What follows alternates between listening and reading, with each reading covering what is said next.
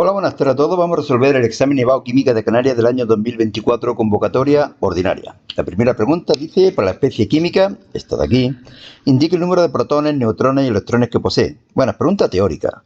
La super resumo. 16 el número atómico, el número de protones, 32 el número de nucleones, por lo tanto habrá también 16 neutrones. Y el número de electrones será igual que el número de protones, 16, pero ha ganado 2 electrones más, por lo tanto habrá 18. ¿Podrá tener esa especie la misma configuración electrónica que esta de aquí? Pues sí, porque fijaros que este tiene 18 electrones, pero este también tiene 18 electrones. 19 menos 1 que ha perdido, 18.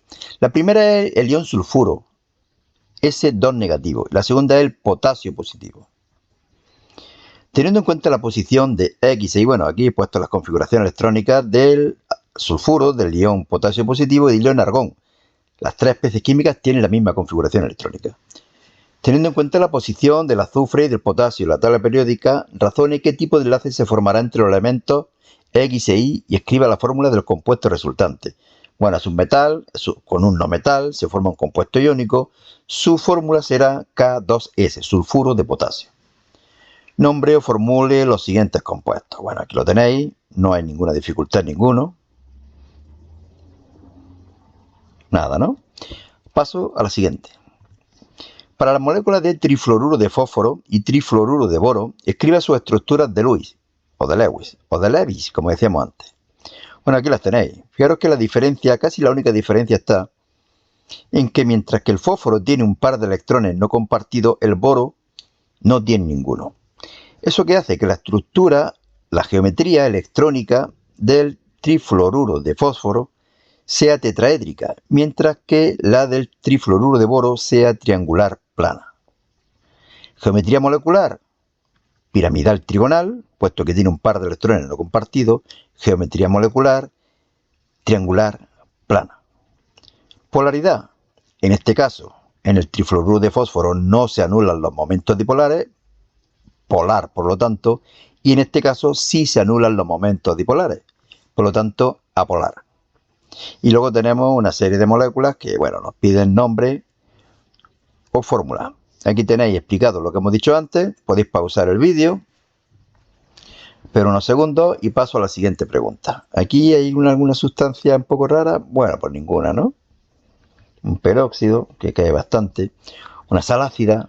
Sería un poco más complicada que la pregunta anterior esta. Yo tuviera que elegir entre las dos, elegiría la primera, la opción A. Bueno, segunda pregunta de orgánica. Nombre o formule los siguientes compuestos. Bueno, aquí tenéis los nombres. No hay ningún compuesto especialmente difícil. ¿De acuerdo? Justifique cuáles de ellos, presentan isomería óptica, señalando en su caso los carbonos asimétricos. Bueno, los carbonos asimétricos son necesarios para que haya isomería óptica y son aquellos carbonos que tienen 4 sustituyentes diferentes.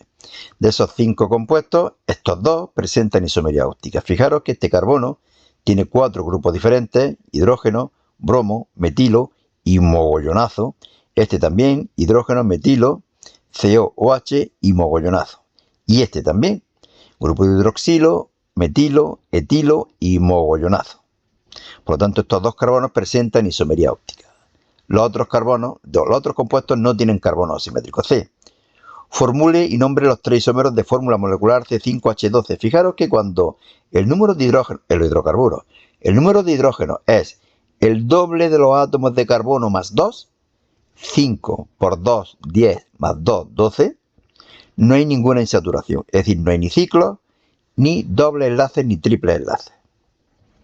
Por lo tanto, puedo poner los 5 carbonos seguidos, pentano, o 4 con un metilo, metilbutano, o 3 con 2 metilos, dimetilpropano.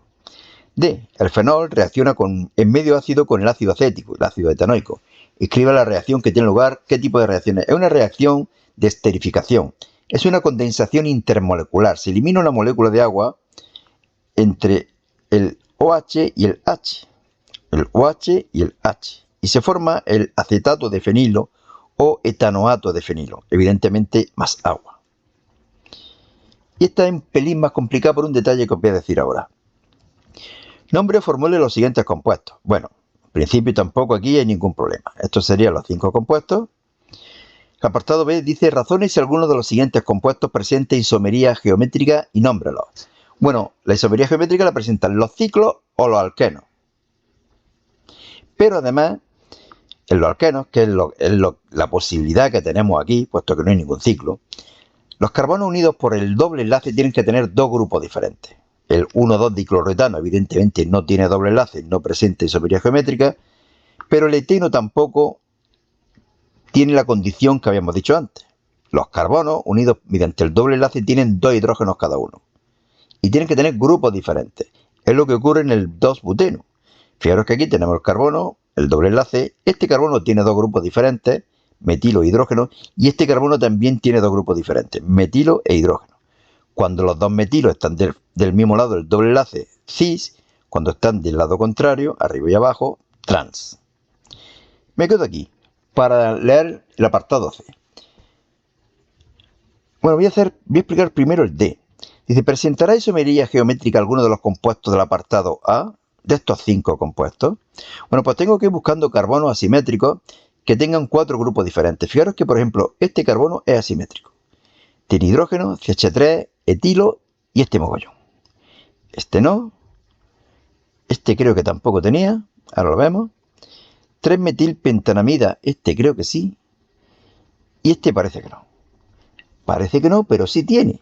Fijaros que yo me fijo en los carbonos y claro, en un ciclo parece que ninguno tiene, porque estamos pensando en CH2, CH2, CH2, pero este carbono y estos dos tienen isomería geométrica. Lo vemos aquí. Fijaros que este carbono tiene un CH3, un hidrógeno que no se pone, una ramificación y otra ramificación. Y alguien pensará, bueno, dos ramificaciones son iguales, pero no, no son iguales, porque una hormiguita que viniera por aquí encontraría un camino distinto de la que viniera por aquí. Fijaros que en este carbono hay un CH3, mientras que aquí hay un CH2. Los dos caminos son diferentes y por lo tanto esos carbonos son asimétricos. El apartado C, vamos a leerlo ahora. ¿Reaccionará alguno de los 3 compuestos anteriores con cloruro de hidrógeno? ¿Quién reacciona con el cloruro de hidrógeno? Los alquenos. Son estos dos alquenos. Se adiciona el cloruro de hidrógeno al doble enlace. El hidrógeno a un carbono, el cloro a otro. Se forma el cloroetano, mientras que en el but2-eno se forma el 2-clorobutano. El hidrógeno a un carbono, el cloro al otro.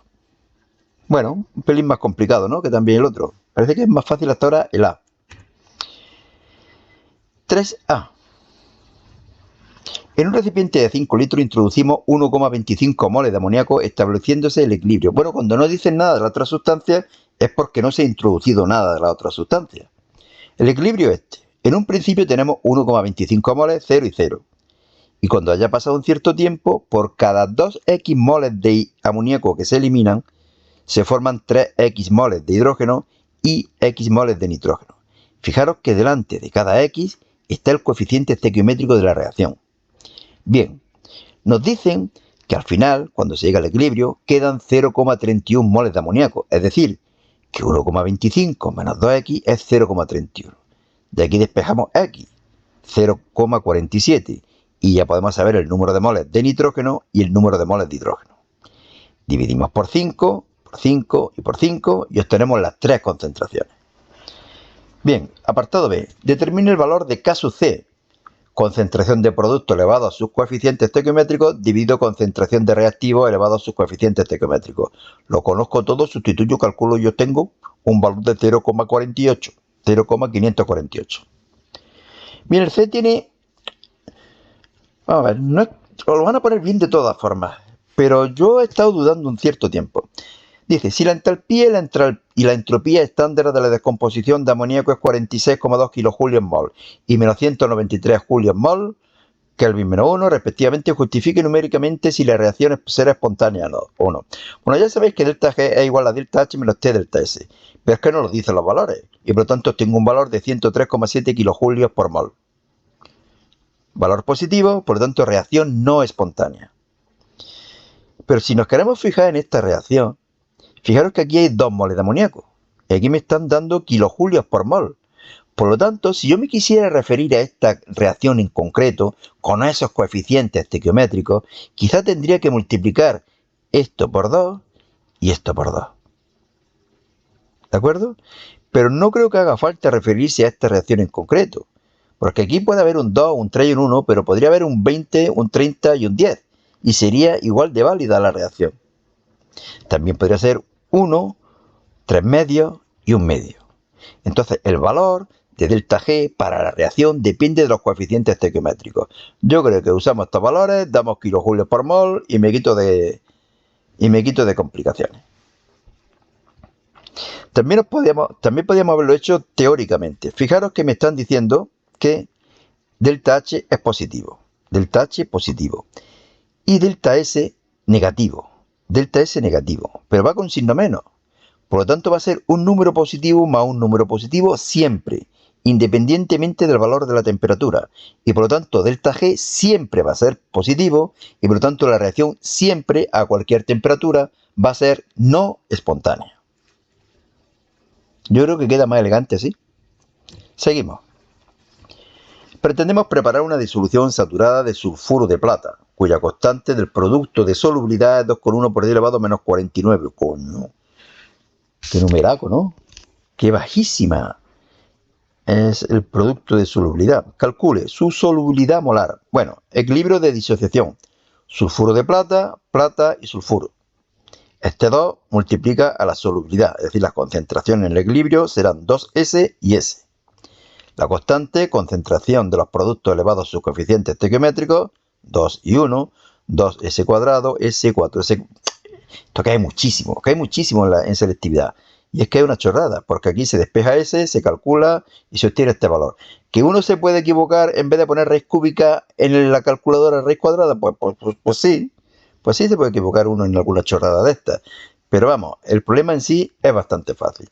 Como veis, la solubilidad es muy pequeña. 3,74 por 10 elevado a menos 17 moles litro menos 1. B. La concentración de iones plata presente en esta disolución expresada como gramos por litro. Bueno, pues la concentración de iones plata es el doble de la solubilidad. Y obtengo este valor. Pero si ese valor lo multiplico por la masa molar, obtengo la solubilidad, la concentración, mejor dicho, en gramos por litro. 8,06 por 10 elevado a menos 15 gramos por litro. Y C. Si accidentalmente introducimos en esa disolución saturada un ácido fuerte que favorece el desprendimiento venenoso de sulfuro de hidrógeno, ¿se disolverá más sulfuro de diplata? Razone su respuesta. Bueno, la formación de sulfuro de hidrógeno implica una disminución de iones sulfuro, como vemos en este equilibrio. Si está aumentando la concentración de sulfuro de hidrógeno, se estará produciendo una disminución de los iones sulfuro, por lo que teniendo en cuenta la ley de Le Chatelier, deducimos que el equilibrio de solubilidad se desplaza hacia la derecha. Si estamos disminuyendo la concentración de iones sulfuro, el equilibrio se desplaza para la derecha para formar más iones sulfuro. Se desplaza hacia la derecha, hacia los productos. 4A. Se prepara una disolución acuosa de amoníaco que contiene 0,68 gramos de este compuesto en 2 litros. ¿Para qué? Para calcular la concentración. Fijaros que me están dando la masa, me están dando el volumen y evidentemente me están dando indirectamente la masa molar. Calculo la concentración, 0,02 molar. Tened en cuenta siempre resultados razonables. Concentración de las disoluciones, 0 y pico, 1 y pico como mucho, pero bueno, puede llegar a 3 o 4, pues sí. Pero no es lo normal. Lo normal es que sea entre 0 y 2. Si os sale 3, bueno, repasad los cálculos. Si os sale 84, borradlo y empezad de nuevo. Hay que calcular el grado de disociación. Bueno, las concentraciones en equilibrio serían estas de aquí, ya lo sabéis. C1 menos alfa, C alfa y C alfa. Caso B, concentración de productos, partido concentración de reactivos. Me queda C alfa cuadrado 1 menos alfa y aquí puedo despreciar alfa con respecto a 1. Estas constantes, estos equilibrios están muy desplazados hacia la izquierda. Por lo tanto, alfa va a ser muy pequeño con respecto a la unidad. Y puedo poner, por lo tanto, C alfa cuadrado. Despejamos alfa, sustituimos, calculamos y obtenemos un valor de 0,03. Ya os decía que era pequeño. ¿Que no lo despreciáis? Bueno, pues va a quedar una ecuación de segundo grado, la hacéis y saldrá un resultado posible y otro imposible. El posible, creo que salía 0,0295 o algo así. Es decir, prácticamente lo mismo. B. Concentración molar de los iones amonio. La concentración molar de los iones amonio es C por alfa. Lo conozco todo, 6 por 10 elevado a menos 4. El pH de la disolución. Primero calculo la concentración de ion hidroxilo, que es igual que la de amonio. Hago el logaritmo, le cambio el signo y se lo resto hasta 14. 10,78. Recordar, disoluciones básicas entre 7 y 14. Eso se dice siempre, pero si la disolución es muy concentrada, pueden tener una disolución muy concentrada, puede tener un pH menor de 0 y mayor de 14. Aunque no es lo normal, evidentemente. 4b.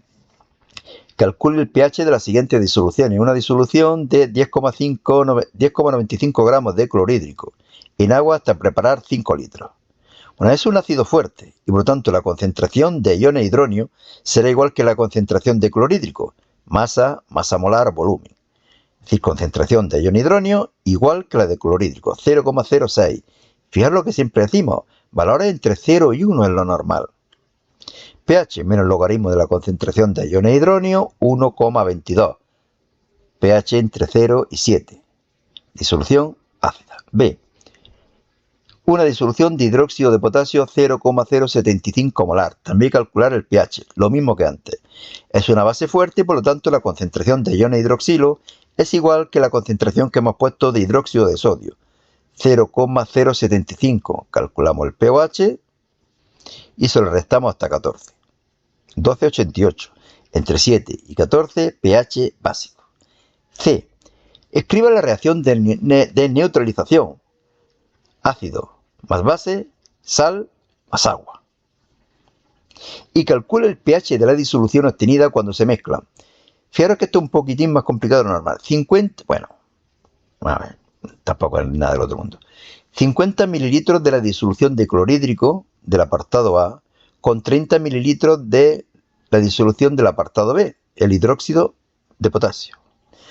Bueno, pues como sabemos las molaridades, podemos calcular el número de moles de clorhídrico y podemos calcular el número de moles de hidróxido de potasio. Pero fijaros que uno de los dos va a sobrar. Hacen falta un mol de clorhídrico por cada mol de hidróxido de potasio. Y aquí tenemos de clorhídrico 0,003 y de hidróxido de potasio 0,00225. Es decir, me sobra clorhídrico. ¿Cuántos moles me sobran? 7,5 por 10 elevado a menos 4. ¿Cuál es la concentración? Moles partido volumen. Moles, esto aquí, y volumen. ¿Por qué pongo 0,08? Si era 0,05. No. Hemos unido las disoluciones. 0,05 más 0,03, 0,08 litros. Ya tenemos la concentración, le hacemos el logaritmo, aquí me ha faltado el corchete, le cambiamos el signo y obtenemos un valor de 2,03. Sobraba clorhídrico y por lo tanto pH ácido. Pero menos ácido que al principio, puesto que lo hemos contrarrestado, neutralizado en parte. Bueno, aprovecho cuando me he dado cuenta que aquí falta el corchete, para deciros que en este blog, selectividadjosecuenca.blogspot.com, podéis encontrar en formato PDF todos los exámenes que estamos colgando en el canal. Por ejemplo, yo ahora estoy grabando el vídeo de un examen, pero en el blog vais a tener todos los exámenes en un solo archivo y yo creo que es bastante más cómodo. Bueno, por lo tanto, ahora en el blog lo corregiré este pequeño error, ¿no? Pondré el corchete. Vamos al 5A, penúltimo ejercicio. Para la siguiente reacción de oxidación-reducción, dicromato, bla, bla, bla, bla, bla, ¿qué especie es la oxidante? Bueno, el oxidante evidentemente es el dicromato. El oxidante oxida y se reduce, por eso el número de oxidación del cromo pasa de más 6 a más 3. ¿Y cuál es la especie reductora? Pues evidentemente el hierro 2. El hierro 2 es el reductor, reduce, pero él se oxida y pasa de hierro 2 a hierro 3. Ajuste la reacción iónica. Bueno, el hierro 2 pasa a hierro 3, más un electrón, mientras que el dicromato pasa a 2 de cromo 3 positivo. El 2 lo pongo porque aquí había 2 cromos. Estos 7 oxígenos con 7 de agua, estos 14 protones, estos 14 hidrógenos con 14 protones. Compenso con 6 electrones y multiplico por 6 para que haya el mismo número de electrones cedidos y captados. Y sumo, y tengo esta reacción, y sería la ecuación iónica. Y la ecuación molecular es transformar los iones en las sustancias moleculares que nos han dado al principio. Bueno, sustancias moleculares o iónicas. Tenemos aquí el cloruro de hierro 2, el dicromato, el ácido clorhídrico, el cloruro de hierro 3, el cloruro de cromo 3, el cloruro potásico y el 7 de agua. Fijaros que lo único que no apareciera esto es que estas especies no se están ni oxidando ni reduciendo. Lo único que hay que ver es cuántos me faltaban potasio a la derecha y cloro a la derecha para poner el correspondiente coeficiente estequiométrico. Y último ejercicio. Se quiere construir en un laboratorio una pila que proporcione la máxima fuerza electromotriz posible y se dispone de varillas de plata, cobre y estaño, así como disoluciones de cobre, plata y estaño. Justifique que tendría que usar como ánodo y que como cátodo indique la reacción ajustada. Bueno, en el cátodo se produce la reducción. Por lo tanto, voy a utilizar como cátodo el elemento que tenga un mayor potencial de reducción, que es la plata. Y en el ánodo se produce la oxidación. Por lo tanto, voy a utilizar el elemento que tenga mayor potencial de oxidación, o lo que es lo mismo, menor potencial de reducción, que es el estaño. ¿De acuerdo? B. Escriba la notación de la pila. Bueno, siempre ponemos primero la oxidación, luego la reducción. También escribimos el estado de agregación, sólido, acuoso, acuoso, en disolución acuosa, sólido. C. Razones si reaccionarán con un ácido en las varillas de cobre y de estaño. Bueno, tenemos que decidir si se produce la oxidación del metal y la reducción del hidrógeno.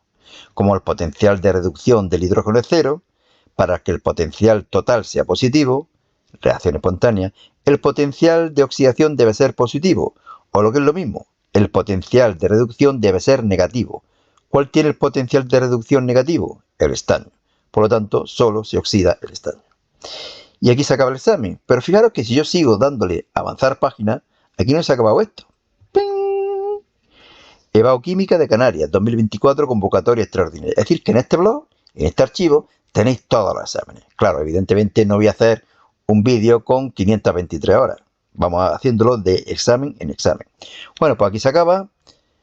Gracias, suerte y hasta otra.